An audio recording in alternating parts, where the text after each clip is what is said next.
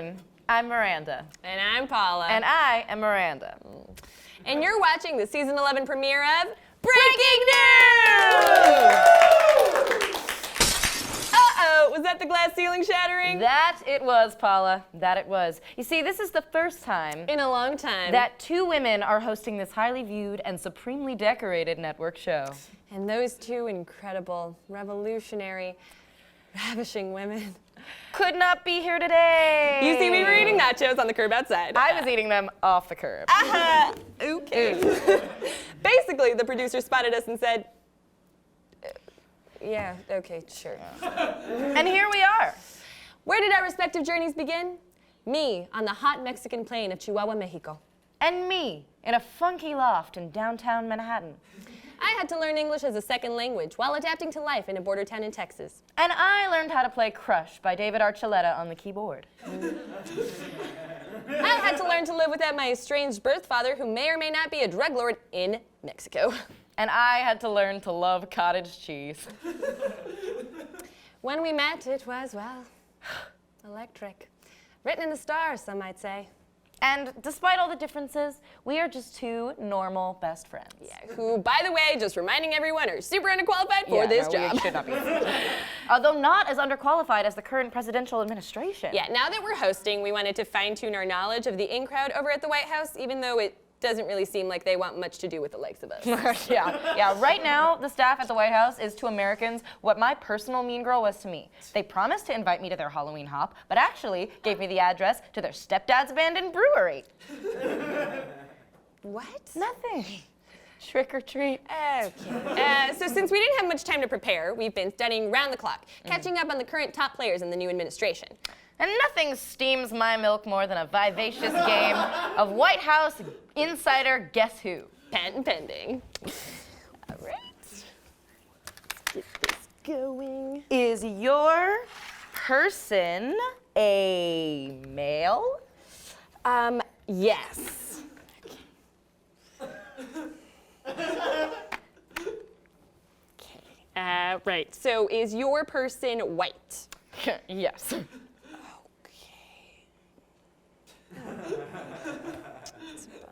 Oh, sneaky Benny C. There you go. Good. Okay, we need to be more specific. Yeah. All right. Is your insider an executive producer of the Entourage movie? No, it is not Secretary of the Treasury Steve Mnuchin. Okay, does your insider, did he only have to leave after like 24 days? Did he have to resign? No, it is not National Security Advisor Michael Flynn. Does your person's name sound like something a baby would gurgle in his sleep? Chief of Staff Reince Priebus! Yep. You got it! Nailed it. Okay, now is your person a founding member of Breitbart? Wait, like the alt-right news toilet thing? I don't remember. Was he charged with domestic abuse? Well, that's a lot of them, I'm gonna be honest. Okay. Does he resemble like a caterpillar that just didn't make it? Yeah. Chief strategist Steve Bannon. Yeah. All right. Yeah, okay. So if this game was any indication, it's no secret we've been lacking in strong political influences lately, particularly female influences. But boy, have we filled your prescription. To everyone devastated by the Hillary Clinton loss this November, including Hilly Clinton-tonic herself, we have a special message for you.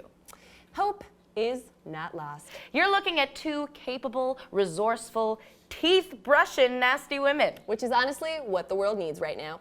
People need to feel like they're able to contribute in this stifling climate. There needs to be strong political influences who represent the diverse nation we're a part of. Women and minorities should have a place in government, and that should be a given. Ultimately, what's been lacking lately is the belief in a potential for change. Wow, that's a boater killer. Yeah, major. If anyone knows anyone that could maybe help with that, let us know. Yeah, I know. But in the meantime, here's the news. Yeah. At a Senate hearing on Wednesday, John McCain told Ashton Kutcher he is, quote, better looking in the movies. Kutcher replied, that's funny, because even in person, your mouth looks like it's stuffed with golf balls. The CDC recently said that this flu season's vaccine was 48% effective. You know what's 100% effective? Covering your fucking mouth when you cough, Deborah. This week it came to light that Little Caesars pizza founder Mike Ilitch paid Rosa Parks rent for 11 years until her death, which Maybe shocking to some, as Little Caesars is basically the back of the bus when it comes to pizza chains. This week, Hitler's phone sold at a U.S. auction for $243,000. Strangely, the phone has several missed calls from Steve Bannon. The new iPhone 8 is rumored to have a feature in which users can unlock their phones using facial recognition software. This comes as bad news for Paul, who has a diabolical twin who's constantly trying to ruin his life. A new study has shown that legalizing same-sex marriage has decreased the rate of teen suicides. According to Kellyanne Conway, it also increased the rate of wildfires, coyote attacks, and teen suicides. In other news, Trump took bumblebees off the list of endangered species, and 20 people in overalls were outraged. La La Land is expected to win big at the Oscars this Sunday. You know, isn't it funny how when they stop a major freeway to film a dance sequence, they get rewarded, but when I force drivers to watch my one-woman version of Best Friend's Wedding, I'm blocking the flow of traffic and a poor man's Julia Roberts. Historians recently discovered that Thomas Jefferson was a frequent eater of mac and cheese, even going so far as introducing it to American diners. Something else that Thomas Jefferson really liked? Slavery. The American Girl Company introduced their first male doll. His name is Logan. He wears tapered jeans and plays the drums. This is a part of their new line they like to call guys who keep texting hey without getting a response and then sending a dick pic anyway. A man broke a world record by breaking 43 coconuts on his head in 60 seconds. The record he broke? Worst idea. Hasbro announced it would be dropping the thimble from its lineup of Monopoly tokens. The thimble has taken this hit hard and was last seen shooting heroin on Mediterranean Avenue. And that's the news.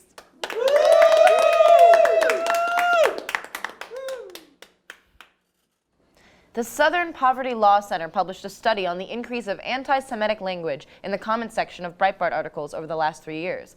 This is consistent with a nationwide rise in anti-Semitic and white supremacist rhetoric. We wanted to learn more about white supremacists and the so-called alt-right. Lucky for us, we actually have a member of the alt-right working here on Breaking News. Oh. Ladies and gentlemen, please welcome our very own alt-right member, David Stahl. Alt-right! No. I think there's been a huge misunderstanding. I am not a member of the alt-right, okay? I'm a member of the malt-right. I'm sorry, the malt-right? Yeah, we like malt vinegar, and that's pretty much it. I'm sorry, malt vinegar? Yeah, it's a condiment. Popular in the United Kingdom. What do you put it on? I guess. Yeah. Fish and chips, but you can put it on. You know, it is sad that I have to explain this. So I'm sorry, you are not a white supremacist. No, I want to make that very clear. Right, but so if you don't want to be associated with the alt-right, then why would you give your group an almost identical sounding name? Okay, first of all, we had the name first. And I did not name the malt-right. That was our beloved president, Lowell. And, you know, it used to be that if you started an organization, it was implied that you weren't white supremacists, but apparently that's not the case anymore. Okay, have you thought about just, changing the name? No, that's how hate wins. So the malt-right is pro-diversity and inclusion? Yes, absolutely. I mean, it just so happens that most of our members are white, but that's just a coincidence, okay? Apparently white people really like malt vinegar. But we're trying to improve. We have a diversity scholarship for disenfranchised malt vinegar lovers. Oh, how is that working out? Turns out most disenfranchised malt vinegar lovers are British orphans from the 1890s. Listen, if you're a person of color who loves or just doesn't hate malt vinegar, please attend our chapter's meetings every first Tuesday of the month at Cornwall's English Pub on 654 Beacon Street. We're a fun bunch. Talk about malt vinegar. That's pretty much it. How could you possibly have that much to say about malt vinegar? You'd be surprised. Okay, well, since you're here, do you have any thoughts on the actual alt-right? Yeah. I have some thoughts. Here's one. Whose bright idea was it to put someone who you thought was a member of the alt-right on breaking news? Okay? Giving media exposure to white supremacists only boosts their visibility and legitimizes their platform. Take a look at this clip from the Atlantic's documentary on alt-right leader Richard Spencer. At this point, I get a media request effectively every day. One philosophy is, oh, these guys hate you, they're a bunch of shit libs or whatever. And my philosophy is effectively that there's no such thing as bad publicity. Oh my God. Yeah, I know. The media is only making them stronger. White supremacy is like the bye-bye man. Don't say it, don't think it. David, did you see the Bye Bye Man? No, it looked scary. Look, free speech and debate are hallmarks of American society and massively important to progress and compromise. But if you're on a major network and you have Richard Spencer on your show, don't treat him like a kooky guy with some wacky ideas. Treat him like a Nazi. And I know Richard Spencer will say he's not a Nazi, but guess what? If you advocate for America to become a white ethno-state, you're a Nazi. This is just Nazism rebranding. We're letting the alt-right do for white supremacy what Terry Crews did for Old Spice. Old Spice used to be a brand of deodorant your grandfather used that you would never wear, but now it's the brand cool, sexy Terry Crews wears. By the way, no disrespect to Terry Crews. Mr. Crews, if you're watching, please feel free to drop by the Alt-Right's Los Angeles chapter, Ye Old King's Head at 116 Santa Monica Boulevard. But David, aren't you contradicting yourself by talking about the alt-right on television right now? Yeah, but no one watches this show. Hey, okay, our last episode had 74 views. And that's only because my local alt-right chapter hosts breaking news viewing parties. And if watching college television with 74 white people and possibly Terry Crews sounds like fun to you, consider finding your local chapter at maltright.tumblr.com. I don't think anyone's joining, David. Yeah, that does not sound even remotely nice or appealing. Yeah. But why is it less appealing than being a neo-Nazi? The alt-right barely has enough members to rent out the darts room at Cornwalls. Meanwhile, the alt-right has thousands of members across the United States. Yeah, how did that happen? Well, I'll tell you. When I was a sophomore here at Emerson College, I wrote a paper for my class on political and cultural borders in contemporary Europe with Professor Gazman Kaplani. I got a C, but little did Ghazi know, I was onto something. In my paper, I discussed how in the 1980s, British neo-Nazi groups like the National Front used youth culture to recruit young, working-class white men for their movement. Youth culture? Yeah, the National Front would connect to young people through popular music and fashion. Oh, God. Kind of like how the alt-right uses memes? Yeah, as much as I hate the alt-right, I am grateful to them for finally providing a justification for my hatred of memes. Well, what else was in your paper? So I then went on to suggest that the political climate of the contemporary United States was similar to that of the United Kingdom in the 1980s due to the mass unemployment of young people, essentially implying the possibility of a rise in white supremacy in the United States. David, are you saying that you predicted the alt-right? Yeah. Why was I right about that? I'm an idiot. I shouldn't be right about anything. Except one thing, that malt vinegar is objectively the best condiment. I don't think I can agree with you there, but... Here's the thing. White supremacists like Richard Spencer spout hateful nonsense about white Europeans being responsible for everything of value. Well, I can't think of anything I value more than malt vinegar. You might think malt vinegar has its origins in Great Britain, but you would be wrong. The first people known to have invented vinegar were Egyptians circa 3000 BCE. F*** you, Richard Spencer. David Stahl, everybody! Woo! All that talk about malt vinegar has me hungry. No, really? Yeah. Do you want to take a break and go to that Irish pub David was talking about? Cornwalls? Yeah. No, can't. I was banned from there. What? Okay. I got really upset when Arsenal lost to Wanford. Huh? I didn't know you were into stuff other than this show. Okay. What about Chili's? Oh no! Got into a fight with a small child there. What?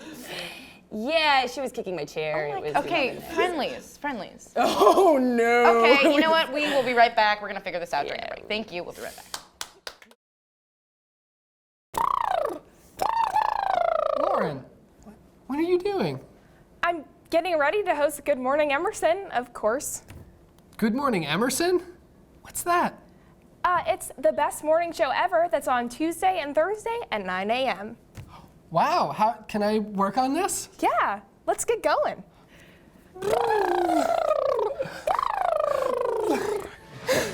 Red leather, yellow leather, red leather.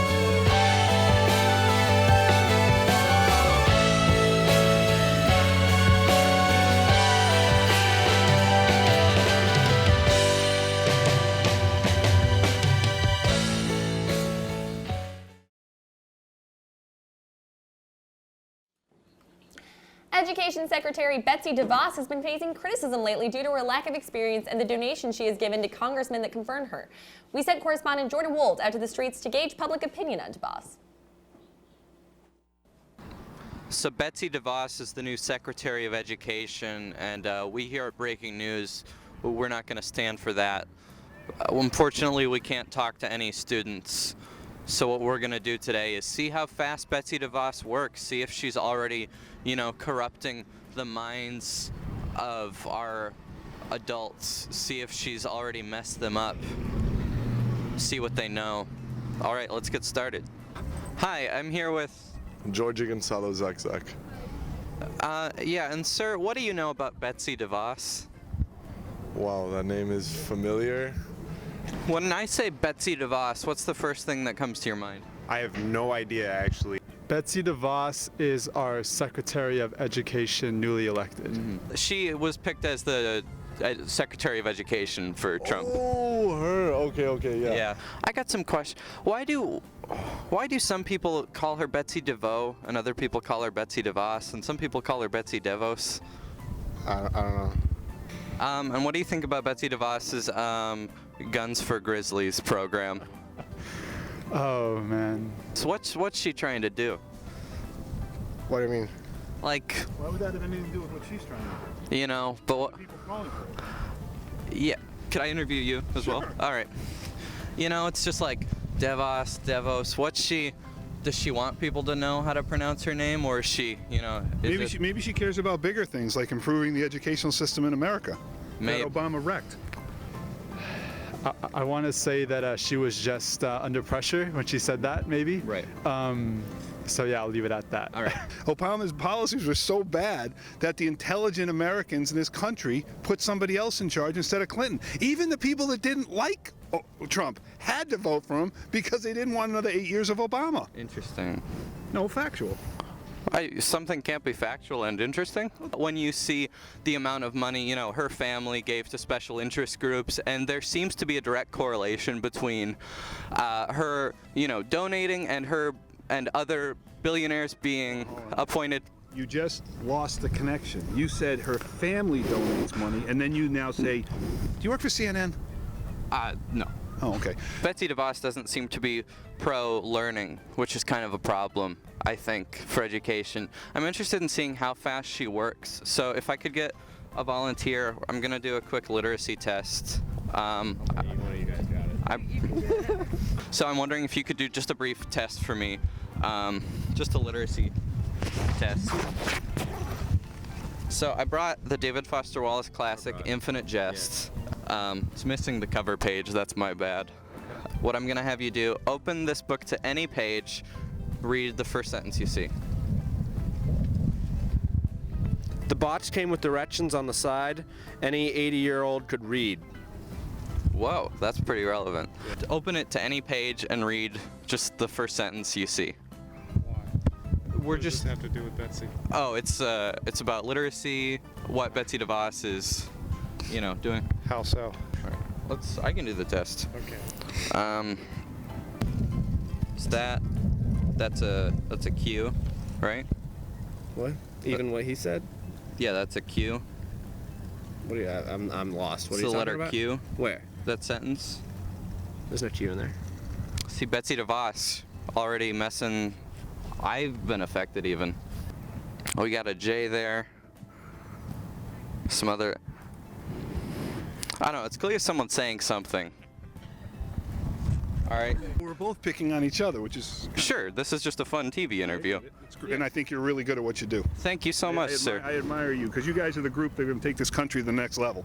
I'm old news. You guys are the ones that are going to take it to the next level. Old news, fake news. What's the difference? Thank God, Trump won. I 100% disagree. Ooh, that dude was a fucking dick. Oh, well, that was it. I talked to a lot of people. I was I felt pretty scared talking to a Trump supporter. And Betsy DeVos, you got. I'm sorry, but what are you gonna do, Betsy? Anyway, back to you, John. Who is John? Is that supposed to be us? The last host's name was Michael. Yeah, I don't know. Just keep going. Amid controversy of Kellyanne Conway's false statements to the American public, we thought we'd try to find out more about her. So here to join us now is Jason Sack, a guy who had a crush on Kellyanne Conway in high school. Ooh, Best Buy was bustling today. Hey, Paula, Miranda, I just want to say thank you for having me on the show. Oh, yeah. Oh, that's lovely. So sweaty. Yeah. Thanks, Jason. So we thought we'd bring you on the show to get some perspective on Kellyanne. Yeah, like, has she always been this horrible of a person? A horrible person? If by horrible you mean horribly perfect and I could never have her, then yeah, she's a horrible person. I think we just mean that she, like, tells blatant lies and makes a lot of sweeping accusations. Yeah, like, you know, she's turning the White House into a discredited source of information. Does she tell lies? Yes. Like this one time in high school, she lied to me and told me that there's meatball subs on the menu at the cafeteria because they're my favorite. But when I got there, there was only Sloppy Joes and 2% milk. And I was pumped because Sloppy Joes are my favorite. Maybe I wouldn't have even gone to the cafe if I didn't know that they were serving Sloppy Joes. Didn't you just say that meatball subs were your favorite? I don't know what you're talking about. You definitely just said that meatball subs were your favorite.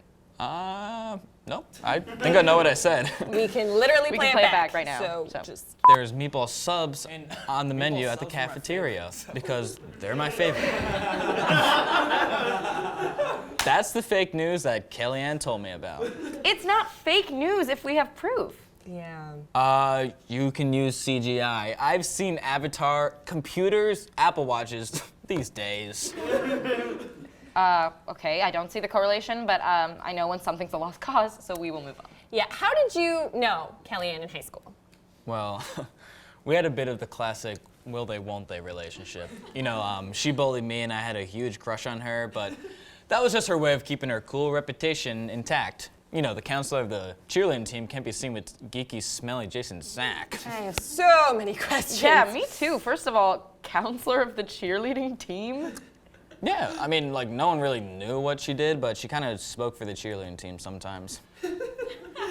And she bullied you? Yeah, she had a bunch of fun, cute nicknames for me, like,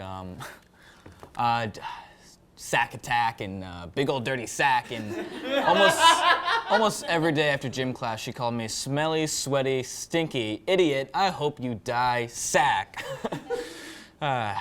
Well, those don't sound fun or cute. Not at all. Oh, and one time in art class, I had an allergic reaction to paper mache. My face swelled up, and she called me a swollen sack.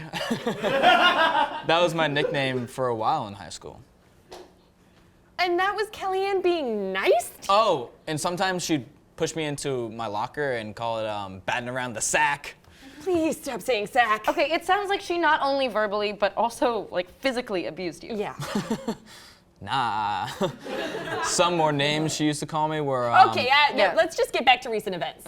Okay, in an interview the other week, Kellyanne cited the Bowling Green massacre. You know, like the massacre that just didn't happen. Yep. I love that. Classic Pranky Ann.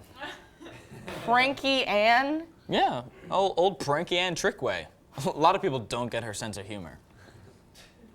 That was a prank? Yeah, she pulled pranks like that all the time in high school. Like one time we had a sub and she pretended her name was clitoris.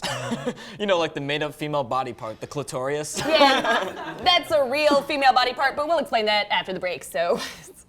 And one time she spray painted the class iguana orange and pretended it was like a traffic cone. Turns out iguanas are deathly allergic to spray paint, but it was funny. That sounds sad. Yeah, and confusing. Like, how would you stand an iguana up to face that traffic sort of cone, yeah. thing? Oh, and another time she just lit the janitor's car on fire. That's a felony. Yeah, no, these don't sound like pranks at all. Not at all. Oh, come on, they're alternative pranks. No! No! You cannot just label something as alternative pranks or alternative facts because it works to your advantage. Yeah, Kellyanne's way of diversion and deception is a slippery slope, because if the government lies about one thing to the American public, where will the lying stop? This creates a lack of trust in the one source that should give us the complete truth. If we can't even believe the words of our nation's leaders, then who can we believe? Now that you put it that way, I think we can... Kellyanne, will you go to prom with me? What? Oh my, how did you get it? You brought your friends. Yeah, Travis. You all work at Best Buy. If you guys are here, who's at Best Buy? It doesn't matter. Jason Zach, everyone! Thank you. What? Get out of here! Get out of here! Who made that? It's really good. It is really good. Did you get us from that? No. All right. Rock, paper, scissors. Loser has to tell Jason what the clitoris is during the break. All right, I'm down. Rock, paper, scissors, shoot! Oh my God. Yo, gun beats rock. Ah, damn it. We'll be right back after the break.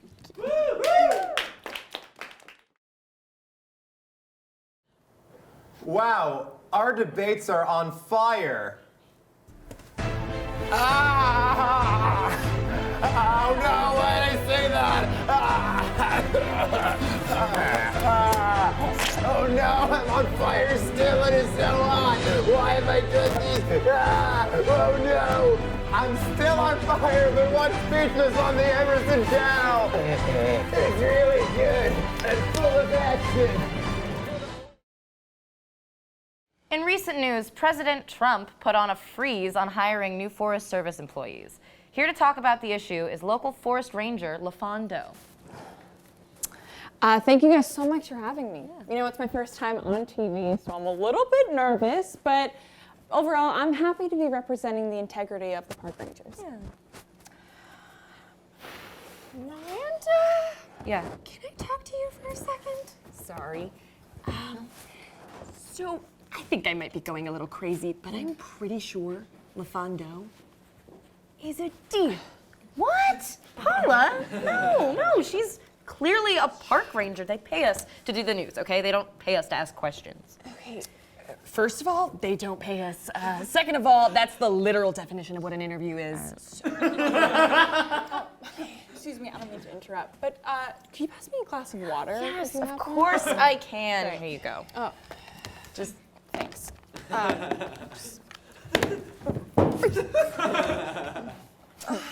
So, LaFondo, how do you feel about Trump's hiring freeze?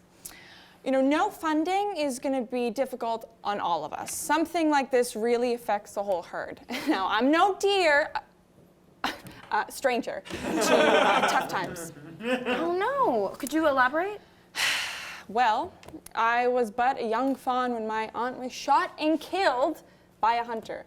I had to grow up auntless, and my cousin and his friends Thumper and Flower were crushed. You're literally just describing the plot of Bambi. Paula, you are being rude. Somebody died.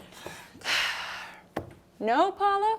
Bambi is literally the plot of my life. That's what I'm saying. You're clearly a forest ranger. Yes. I mean, look at all of my badges. Check it out. Oh, you're so qualified. I hate it. Thanks. You are clearly a deer. Those are just pieces of leaves pinned onto your sash.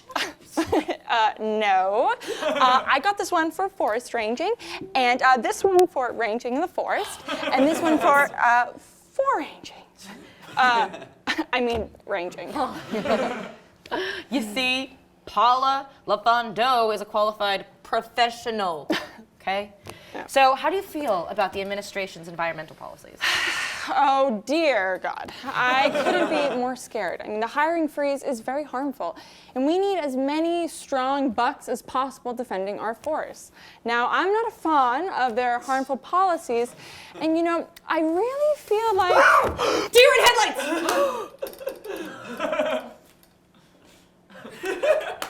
I'm sorry, I just blacked out for a second. What was your question? LaFondo, are you a deer? You know what? Yeah, fine. You got me. Congratulations, humans. You're such a smart species, aren't you? I knew it. My first question is, how did you get in here? How did you get past the tap desk? Oh, well, your producer signed me indo.